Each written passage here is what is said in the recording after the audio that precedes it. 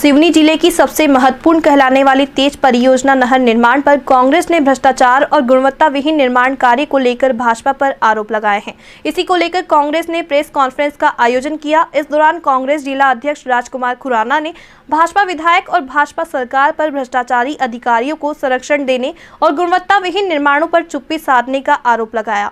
इस press conference में जिले की केवलारी पूर्व विधायक रजनीश, बरघाट विधायक अर्जुन सिंह सहित जिले के पदाधिकारी और कार्यकर्ता मौजूद रहे। आइए हम देखते हैं हमारे संवाददाता की खास रिपोर्ट।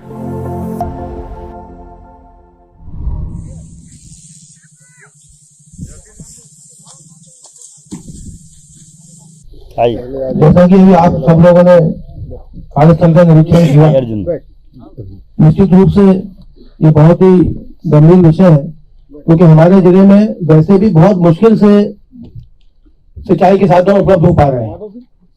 हमारा जिला सिर्फ एक भीमगढ़ बांध था बड़ा, जिससे एक क्षेत्र में सिंचाई होती थी।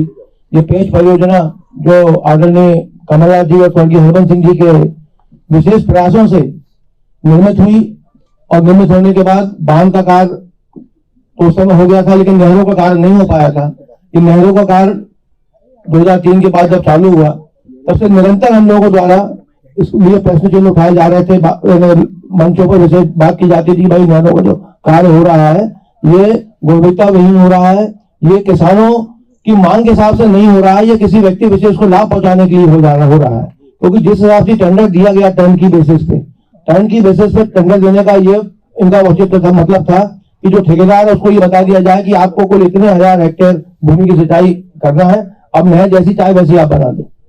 उसी का नतीजा है, आपने देखा अभी कि इस पूरी नहर में कहीं भी किसानों को नहर के उस पार आने जाने के लिए कोई व्यवस्था नहीं की गई है।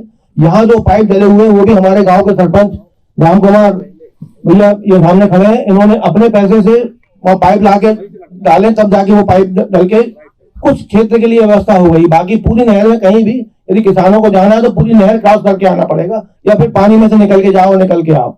और नहर की जो स्थिति आपने अभी देख ली, यहाँ पर नहर की क्या स्थिति है।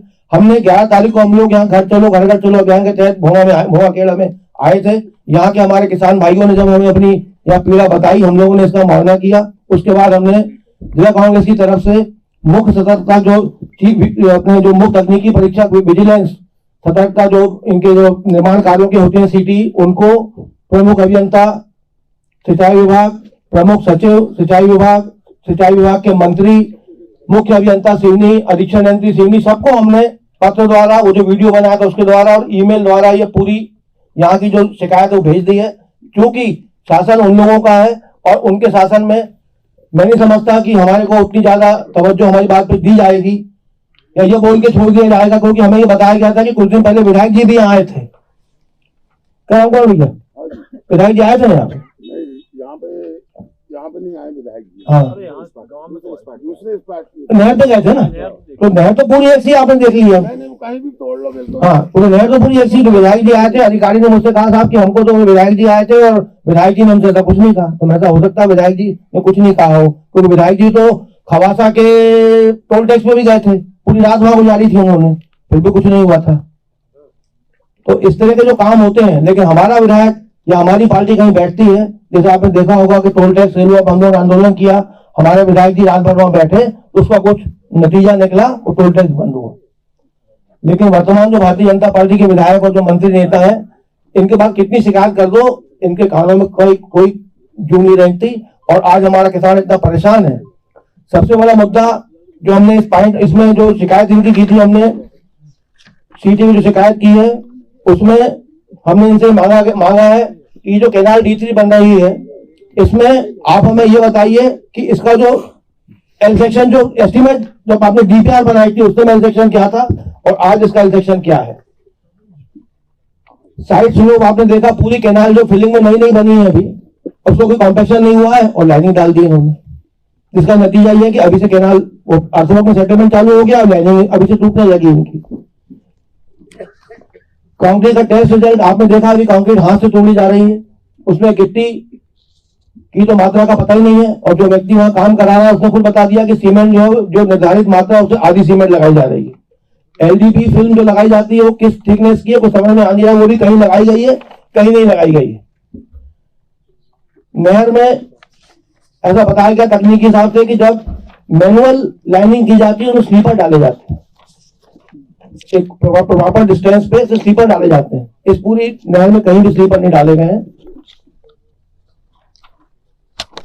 साइड आर्डर बुक उस दिन भी साइड पे आए थे, जो काम चल रहा था साइड आर्डर बुक होती है, जिसमें जब भी कोई एसडीओ एसी चीफ इंजीनियर कभी भी दौरा करते हैं तो उसमें कुछ ना कुछ टीप लिखते हैं, तो उसका भी यहाँ कहीं अता पता नहीं कि साइड आर्डर बुक है कि नहीं है। यहाँ पर पूरी कैनाल में यहाँ से वहां तक कोई भी स्केप रेगुलेटर नहीं बनाया गया है।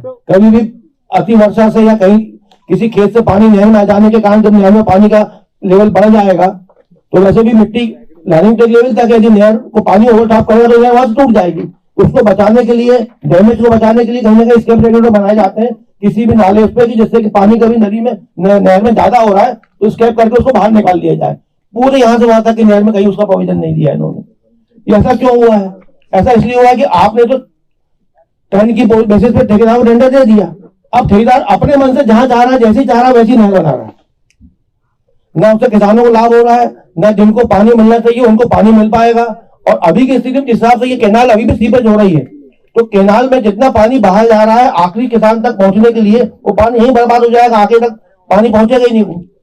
तो इन सब चीजों को मद्देनजर रखते हुए हम लोगों ने इस पूरे कार्य की शिकायत जहां तक हम कर सकते हैं वहां तक की है, और यदि इसका जवाब नहीं मिलेगा निश्चित रूप से इसके आगे भी हम लोग आंदोलन करेंगे और जहां भी हमें उचित कार्रवाई करना होगी वहां तक जाएंगे इसके लिए। लेकिन हमें आप सबका बहुत इस मामले में सहयोग चाहिए इस मुद्दे को लेकर, क्योंकि जनहित का मामला है, हमारे जिले के किसानों का मामला है। क्योंकि हमारे जिले के किसान वैसे भी बहुत आशा के साथ इस नहर का इंतजार कर रहा था, कि बहुत उम्मीद थी कि इस नहर से आएगा, कम से कम तो हमारी खेती बढ़ेगी, हमारी आमदनी बढ़ेगी। लेकिन जिस तरह से नहर बनाई जा रही है तो मुझे नहीं लगता कि नहर साल 2 साल भी ठीक से चल पाएगी। और सबसे बड़ी बात जो मुद्दा यह था कि जब अधीक्षण इंडी से बात हुई तो उनका ये कहना था कि साहब 2 साल के लिए कैनाल का मेंटेनेंस ठेकेदार को करना है। तो मैं ये भी जानना चाहता हूँ कि इस इतने पैसा लगाकर इस नहर की आयु केवल 2 साल कैसे तय की गई, ये बहुत महत्वपूर्ण प्रश्न है। तो आगे सड़क भी बनती है तो कम से कम 5 साल का मेंटेनेंस रहता है उसमें। हम अपना घर भी बनाते तो ऐसे 2 साल के मेंटेनेंस थोड़ा बनाते हैं मेंटेनेंस में कि हमारे घर हमने 5 साल 10 साल के लिए बनाया। आदमी घर बनाता है अपना तो पीढ़ी दर पीढ़ी गुजर जाती है उसमें, उस घर में रहता है वो आदमी। तो ये शासकीय इतना पैसा लगाने के बाद यदि 2 साल की आप उसकी जिंदगी या उसकी उम्र तय कर रहे हो तो किस बेस पे तय कर रहे हैं आप, ये बात भी सिंचाई विभाग को बताना पड़ेगी। मेरा एक सवाल है, नहर निर्माण कार्य जब शुरू हुआ तब से लेके आज तक हर समय मीडिया के हर बंदे किसी न किसी रूप में भ्रष्टाचार के आरोप प्रत्यारोप लगते रहे। उसके बाद विपक्षी सबसे बड़ा मजबूत दल होने के बाद भी कांग्रेस में चुप्पी क्यों साधी रही? सबसे बड़ा सवाल और महत्वपूर्ण सवाल ये। कभी चुप्पी नहीं साधी कांग्रेस ने हमेशा हर मंच पे बात उठाई। जब बीच में हमारी सरकार बनी थी 15 महीने के लिए, तब भी हमने कलेक्टर को एक आवेदन दे के इसकी जांच कमेटी बनवाई थी।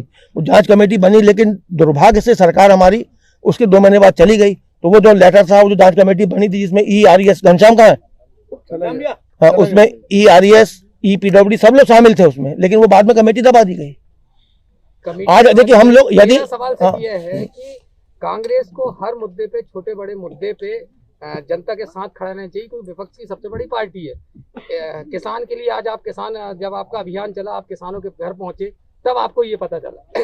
इसके पहले आप क्यों सो रहे थे? इसके पहले कांग्रेस ने क्यों इस मुद्दे को रोड पे लेके नहीं आई? और एक यही मुद्दा नहीं, अधिकांश ऐसे मुद्दे हैं जहाँ पे कांग्रेस का विपक्षी दल जो है बहुत कमजोर साबित होता है, ऐसा क्यों है?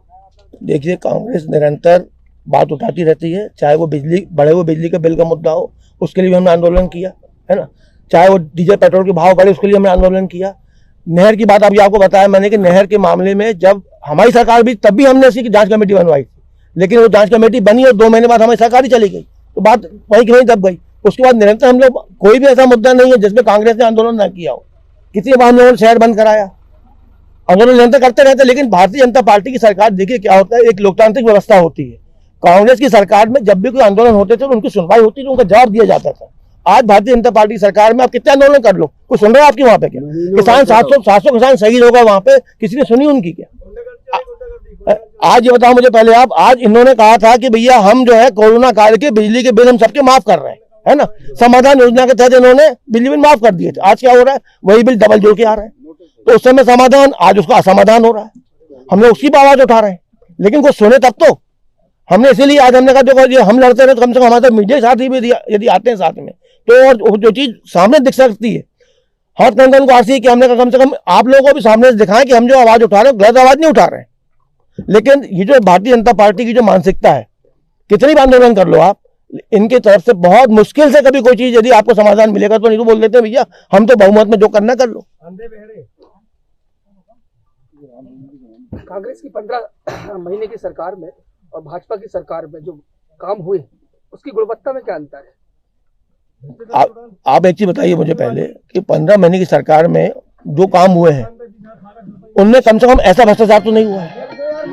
मुझे बताइए,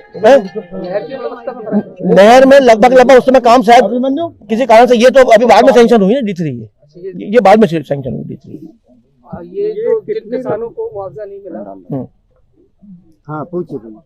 नहीं, नहर अकेला नहीं, सुनवारा का पुल भी तो इसी उसमें गया है। कितनी लंबी है? ये भैया इनकी लंबाई अपन इसलिए नहीं बता पाता है। ये जो D3 का मामला ऐसा है ना, ये कोई इसमें इनका कोई अलाइनमेंट फिक्स ही नहीं है। ये कहाँ से कहाँ ले जाएंगे, कब कहाँ मोड़ देंगे, कोई भरोसा नहीं है इनका। अभी जितनी बनी है उसका भी लगभग नहीं, ये लगभग कितनी होगी अभी जो तैयार है? तय तो होगा कि ये गांव से वो गांव तक। अभी तो यहाँ 4 किलोमीटर इधर तक बैंक कैनाल से 4 किलोमीटर यहाँ तक। अभी सिवनी जिले में जहाँ नहर बनी है, कितने किसानों को मुआवजा आज तक नहीं मिला? उसके लिए कांग्रेस ने क्या किया? सबसे पहले मैं बताऊं आपको, मैं मेरे साथ खुद के साथ भुगता है ये। दिघोरी में मेरी जमीन थी तो वहां पे हमें नहीं मालूम था नहर यहाँ से जा रही है, क्योंकि वो नक्शे में जो था अलाइनमेंट वहां नहर जा ही नहीं रही थी वहां से। तो हम अपने निश्चिंत बैठे हुए थे, हमने उस जमीन में कृष्णा की लीज के लिए आवेदन लगा दिया। कुछ दिन बाद हम एक मैयत में गए थे, जाम मैं और लल्लू लौट आए थे, वहां से देखा तो हमारी नहर में जमीन में से नहर जा रही है। नहर कहाँ चली गई यार? पूछा उनसे, अलाइनमेंट देखा तो वो नहर जाना था किसी और के खेत से, चली गई थी हमारे खेत से। हमने मुआवजे के लिए बोला, वो कैसा मुआवजा तो हम उनको दे चुके, एज पर जो अलाइनमेंट था, जो नक्शे से जहां से नहर जानी थी, हम मुआवजा उनको दे चुके। मैंने कहा उनको दे चुके, हम तो लेंगे उनसे भैया। तब फिर मुझे 2019 में उसका मुआवजा मिला। अभी भी 2-3 केस ऐसे कहाँ गए, ये शिवम कहा है, ये जो अभी जो है जो बहुत वाला लड़का जो है, ये इसकी आज तक ये तो यानी डॉक्यूमेंट्री प्रूफ है ये कि नहर जाना कहाँ से, नक्शा तुम्हारा यहाँ से था तो जमीन किसी और की जा रही थी, चली गई हमारी, तो हम तो भैया के ले लिए मुआवजा अपना। लेकिन ये इनके सामने, ये आपके सामने रखा है, ये चेतराम बघेल है, इनकी जमीन से नहर गई है लेकिन मुआवजा आज तक अप्राप्त है। ऐसे जिले में कितने और लोग? बहुत सारे लोग ठेकेदार के जो सुपरवाइजर रहते हैं उसी के लिए कर रहे हैं हम, जिनकी जानकारी मिलती जा रही है, आवेदन लगवाते जा रहे हैं वहाँ पे, जिनके लिए मिल रही है आवेदन लगवाते जा रहे हैं वहाँ पे। ये नहर के मामले में ठेकेदार के जो सुपरवाइजर रहते हैं, सब सुपरवाइजर बोलिए आप, वो लोग 10,000 रुपए लेके नक्शा बदल देते हैं। जो DPR में नक्शा दिया उसके हिसाब से कभी उन लोगों ने खुदाई नहीं की है। यही हमारे ग्राम पंचायत बखारी की जो D3 कैनाल की माइनर गई है, वहां पे भी यही आया है। किसान का, जिस किसान का 1.5 एकड़ खेत है, उसका 1 एकड़ सिर्फ नहर में दबा दिया गया। उसने खेत घर बनाया, उसके घर के बीच से नहर लेके जा रहे हैं, जबकि वो नहर नक्शे में उसके खेत से गई नहीं है। इसके खेत में पता ही नहीं, उसको पहुंच गया, मशीन लेके खोद दिए, इनने रोका, इसके ऊपर FIR। तो मेरे ऊपर आज FIR करने की धमकी दे रहे हैं। आज के 4 दिन पहले भैया वो पूछा भी हमने, हमें तो नहीं, 4 दिन पहले मोहगांव की कैनाल हमें सब लिखा टूटी, आपको मिलियों के प्रति लोगों का बहुत नुकसान हुआ। अगर आप वहां देखेंगे तो आपको स्पष्ट दिखेगा कि जो कैपेसिटी कैनाल, इससे 4 गुनी बड़ी कैनाल है जो अभी अपन देख के आ रहे हैं। पानी उसमें इतना ओवरफ्लो कि जो कंक्रीट की जो सीमा है पानी भराव की, उससे ऊपर सतह पर रोड के लेवल से, उसके बाद भी थमा नहीं काम। एक पोकलैंड वहां खड़ी हुई है, साइड की ब्लैक सॉइल की मिट्टी उसी पारी की निकालकर उस पर पारी बना रही है 2 फुट 2.5 फुट की, कि और बेग से पानी जाए और ओवरफ्लो से जाए। और लगभग वहां कम से कम अगर आप नीचे बोरवेल कराते हैं, देखते हैं, तो गांव वालों का कहना है कि 150 फुट तक ब्लैक सॉइल मिट्टी है। ऐसी स्थिति में क्या शासन प्रशासन को फुल कैनाल भरकर पानी छोड़ना चाहिए था? और पिछले 1 महीने से चल रहा था। सूचना की जो बात है, गांव वालों ने आज के 1 महीना पूर्व सब इंजीनियर को ले जाकर सूचना दी कि साहब ये कैनाल फूट सकती है, ओवरफ्लो चल रही है, जो पैमाना उससे ज्यादा भी। जो पुलिया बनी हुई, जैसे यहां आप पुलिया देख रहे हैं, ऐसे ही पुलिया वहां पर इससे 4 गुनी बड़ी बनी हुई है। उस पुलिया को थाप मारते हुए 3.5 फुट उसकी ये जो पारी अंदर से पानी निकलना का, और ये इतना कंक्रीट पुलिया की लगी, तो 3.5 फुट पुलिया को टकराते हुए पानी जा रहा है। उसके बाद वो 4 दिन पहले ये दुर्घटना हुई, जहां कई किसानों की गेहूं की फसल उखड़ कर चली गई और आगे जिनको पानी की जरूरत थी उनका मार्ग अवरुद्ध हो गया। फिर दूसरी बात, ये कैनाल आपने देखे, अब इसमें अगर पानी छोड़ेंगे इस पर काई आ जाएगी, इस पर एक विशेष किस्म का एक जली पौधा होता है कि जो बड़ा हार्ड होता है, लंबा होता है। जैसे कभी कभी आप लोग यज्ञशाला नहीं देखते या इलाहाबाद जाते हैं तो वो लंबी सांट टाइप की आप देखते हैं, वो प्रकृति का एक पौधा रहता है जो जल में होता है, वो हो जाता है अपने आप। अब उसकी सफाई तो हंसिया से कटेगी, फावड़ा से उसकी सिल्ट निकालेंगे। पूरी कई जगहों के किनारों में पोकलैंड से उसको निकाला जा रहा है ताकि पानी आगे जाए, नहीं तो पानी रुक जाता है। अब जब पोकलैंड से निकलता है तो ये जो कंक्रीट राख से जुड़ा हुआ है ये पूरा की पूरा धपड़ा की धपड़ा पूरा की पूरा उखड़ जाता है और आगे फिर पानी नहीं जाता और नहर जो है बीच से टूट जाती। ये न केवल पेंच की, ये भीमगढ़ की भी दाईं और बाईं तट की दोनों नहरों में अभी भी आप आज जाकर देखोगे तो यही स्थिति आपको मिलेगी। अजीब कह रहे हैं और ये बिल्कुल सही है। ये आप बेफिक्र रहो कि मेरे अपने को भी मिले तो मैं उसके विरुद्ध नहीं बोलूंगा, ऐसा नहीं है। जो गलत है उसके लिए मैं बोलूंगा। मैं उस दिन पट्टा वितरण कार्यक्रम में गया था और जब मुझे पता चला, जब चेहरे जो मैंने जो देखा, ये जो चेहरे बैठे तो पता चला इनको पट्टा मिलना है, मैं उस कार्यक्रम से वापस आ गया। और जब मैंने पता लगाया इसके बारे में, मैं पूरी जानकारी ले रहा हूँ, बेकार में मैं कुछ चीज बोल दूं मैं, क्योंकि तथ्य पे ऊपर एक वास्तविकता के ऊपर मैं लड़ाई लड़ूंगा। और जो बरघाट की जो चीजें अभी की बातें नहीं है, बहुत बरसों की, और पूरा का पूरा जो बरघाट बसा हुआ है, जो खासतौर से सामने का जितना जो बसा हुआ है, चाहे जितने भी बड़े लोग हैं, वो सब आबादी के ऊपर बसे, वो सब आबादी के ऊपर बसे और बरसों से हैं, बरसों से हैं। तो वो वहां की लड़ाई बड़ी अलग है। तो इसलिए मैं बेतुकी किसी भी मुद्दे पे आके मैं सड़क में खड़ा हो जाऊं, वो नहीं, मैं बिल्कुल तथ्य के ऊपर और उसकी लड़ाई लड़ूंगा। तो ये इसकी मैं पूरी जानकारी लेता हूँ। गलत है तो गलत है, उसमें ये नहीं देखा जाएगा कि मेरा अपना है या वो है। और मेरी लड़ाई में पहले से मैं बहुत स्पष्ट रूप से मेरे अपनों से भी बोला हूं। मैं मेरे अपने, आप गलत हो तो आपके साथ में मैं नहीं हूं, मैं गरीब के साथ में हूं। उसमें मेरे वो पार्टी की लड़ाई या किसी उसकी लड़ाई वो बातें नहीं है। तो बरघाट को तो बहुत ही, आपको तो मालूम है शमीम भाई, बरघाट में क्या क्या हुआ क्या नहीं हुआ और किस तरीके से चल रहा है, तो वहाँ का मुद्दा ही बड़ा अलग है। अभी तो हमारी सड़कों की रजिस्ट्री हो गई है, वहाँ नक्शा ही नहीं है। तो जिसका प्लाट है वो पता चला वो प्लाट वाला नहीं आ रहा है, कुछ दिन देखे वो उसकी रजिस्ट्री हो गई। ऐसे बहुत सारे मुद्दे हैं, मतलब बड़ा विचित्र मुद्दा है बरघाट का। शमीम भाई, कुछ ऐसे मुद्दे हैं अपने यहाँ, मैं थोड़ा लोकल मुद्दों पे आता हूँ, और आप लोगों ने बाकायदा आवाज उठाई, ऐसा नहीं। मैं जिले के पूरे पत्रकार साथियों को भी इस बार में धन्यवाद दूंगा कि जो भी मुद्दे उठते हैं उन लोगों ने भी बहुत आवाज उठाई, लेकिन उसका नतीजा अपन कहीं मिला सरकार में बीजेपी की। जबकि जब कांग्रेस सरकार रहती थी तो बाकायदा यदि कोई चीज, छोटी सी चीज भी यदि किसी पेपर में छप जाती थी ना, तो उसका एक्शन हो जाता था। ये आप लोग महसूस कर रहे होंगे इस बात को। लेकिन जब से ये सरकार आई है तब से आप कितना बड़ा बड़ा समाचार छाप दो, उस अधिकारी का बाल बांका नहीं होता है ना। हमारे यहाँ विधायक जी ने माडा रोड की जांच कराई, जो भी जयावधन योजना चल रही उसकी जांच कराई उन्होंने।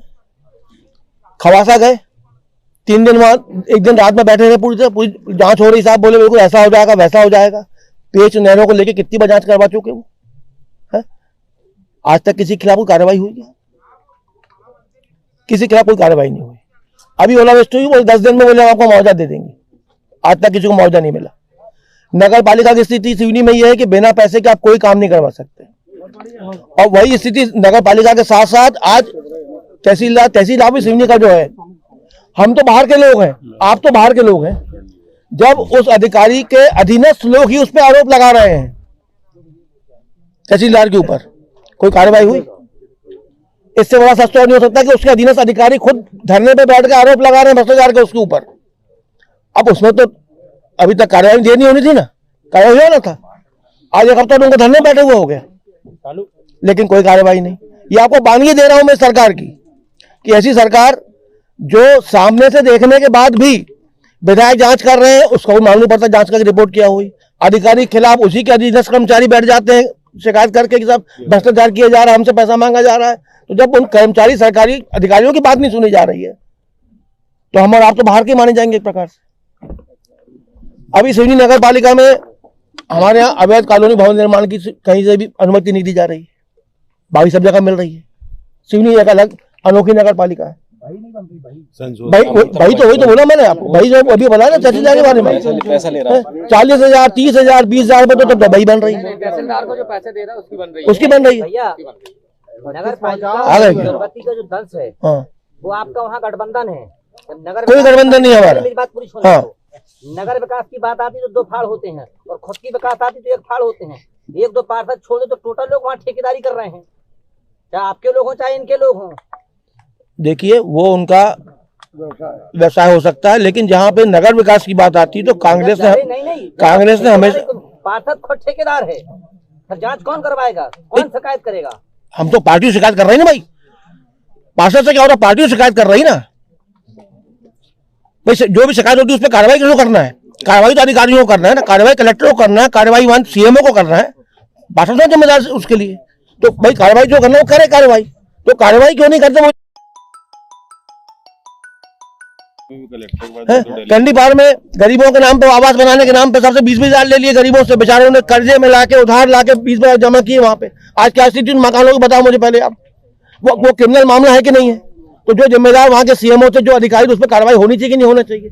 जहां 850 मकान बनने थे प्रधानमंत्री आवास के, यदि उस क्षेत्र में देखिए क्या होता है, कहीं भी किसी भी शहर का विकास होता है जब तक उसके अपन बाहरी छोर को छूने का प्रयास न करें।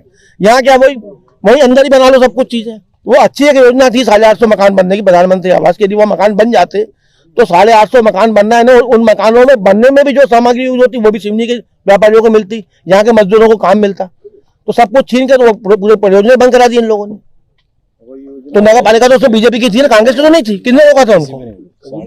और आज एक मकान किसी को नहीं मिला। और वो जो मकान आप देखो जाके वहां पे, कि आप भी समझते हैं इस बात को कि जिसको 4 मंजिल मकान बनाना था उसने उसकी नींव को उस हिसाब से बनाया होगा, उतना ही लोहा, उतनी कंक्रीट, उतनी हैवी बीम सेक्शन के बने होंगे वहां पे। लेकिन उस परियोजना को उन्होंने पहली मंजिल पे भूतल पे खत्म कर दिया, तो उसकी कॉस्ट कितनी हो गई। उसके बाद भी कम से कम मेरा तो नगर पालिका वालों से कहना है, माननीय विधायक जी से, भैया कि जो बने कम से कम उन्हीं को सवा के उस लोगों को दे दो यार, जिनने 20,000 जमा उनको दे दो कम से कम मकान, वो भी नहीं दे रहे। तो इस तरह से शहर का विकास भी अवरुद्ध होता है ना। तो शहर के दुश्मन है ये लोग, कि किसी को भी आज वो पूरा खंडर हो गया और चोरी हो रही है वहां पे, लोग दुनिया भर के अवैध काम उस खंडरों में हो रहे हैं, जाके वहां पे कुछ काम नहीं हो रहा वहां पे। ट्रांसपोर्ट नगर, चिल्ला सब्जी मंडी, कितने कॉम्प्लेक्स यहाँ बनेंगे वहां बनेंगे, मीटिंग हुई कलेक्टर में, सब कुछ बात जो हो जाती है बस, लेकिन इम्प्लीमेंट के नाम पे जीरो है, इम्प्लीमेंट के नाम पे जीरो है। और किसी को कुछ नहीं ड्यूटी वाला मैटर नहीं आ रहा। अपन तो पूरी पेज के बारे में बोल रहे हैं।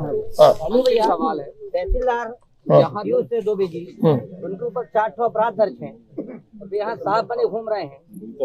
अभी मैंने अदा करना था, मैंने वही तो बोला, अभी मैंने क्या बोला कि जब उसी, अरे अब हम ये 8-10 दिन हो गए, तो आज भी तो बोलिए, एक बताओ क्या करना चाहिए, तुम बताओ क्या करना चाहिए, बताओ तो एक बताओ विपक्ष की पार्टी क्या करना चाहिए बताओ। नहीं सुनती भाजपा, कितना ही कर लो आप।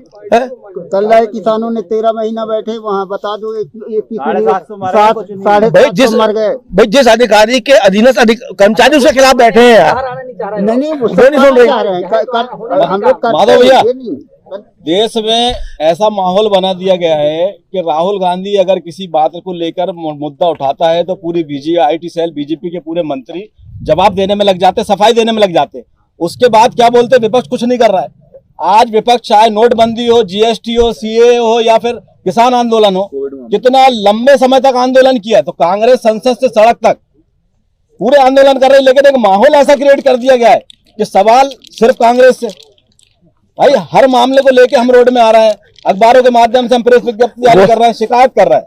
उसके बाद भाजपा सवाल कांग्रेस से, भाजपा तो कांग्रेस नहीं है। निवेदन है कि जो सत्ता में बैठे हैं, जो बड़ी बड़ी बातें करते हैं, सवाल आपको उनसे, आप लोगों ने कितने सवाल की चली, अगर आप हमसे बोल रहे हैं एक और मनोज भैया क्या ना, मनोज भैया एक और महत्वपूर्ण जब नहीं सुन रहे हैं, सोचिए कितनी निष्क्रिय सरकार। एक और महत्वपूर्ण मुद्दा मैं आप लोगों के माध्यम से उठाना चाहता हूँ, क्योंकि अभी गेहूं की फसल सामने खड़ी है ना, गेहूं की फसल सामने खड़ी है, और हमने पिछले वर्षों में देखा है कि बिजली विभाग के झूलते हुए तारों के कारण बहुत सी फसलों में आग लग जाती है और किसान बेचारा असहाय होता है, और वो आग से सैकड़ों एकड़ गेहूं का नुकसान हो जाता है। तो मेरा आपके माध्यम से एक निवेदन हो रहा है, मैं उनको लिखने वाला हूँ चिट्ठी कि समय रहते कम से कम वो जितने भी बिजली के झूलते वो तार है पूरे जिले में उनको वो कस ले, ताकि हमारे किसानों को इस गेहूं की फसल में आगजनी का सामना न करना पड़े।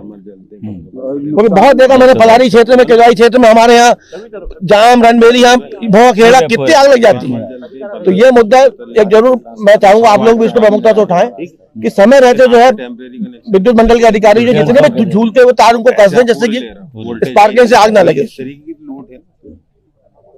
ट्रांसफार्मर वाला कुछ बोलना चाह रहा हूँ। हाँ ये D2 जो नहर आई है, D2 से D3 और D4 हाँ ये दो मतलब डिस्ट्रीब्यूटर निकली। हाँ हेलो, D2 का आकार हेलो हाँ टेक्निकली, तो वहाँ पानी बहुत बह रहा है और वो पानी जो आया उधर से आ रहा है वो पानी 3 में और 4 में आना चाहिए। काम के लिए लगातार जिला कांग्रेस कमेटी नहर परियोजना की बात करें, अलग अलग मुद्दों की बात करें तो जिले में हो रहे विकास कार्यों को लेकर कहीं ना कहीं प्रश्न चिन्ह खड़े कर रही है। वहीं दूसरी ओर भाजपा सरकार और जिला प्रशासन पर बड़े गंभीर आरोप लगा रही है। अब देखना होगा कि जिस तरह ये प्रेस कॉन्फ्रेंस हुई और इसमें जो सवाल दागे गए हैं इस पे कांग्रेस किस तरह से अपने कदम उठाती है, कितनी उग्र होती है, ये देखने वाली बात होगी। कैमरा पर्सन उमेश श्रीवास्तव के साथ जितेंद्र भारद्वाज, डिजियाना महाकौशल संदेश, सिवनी।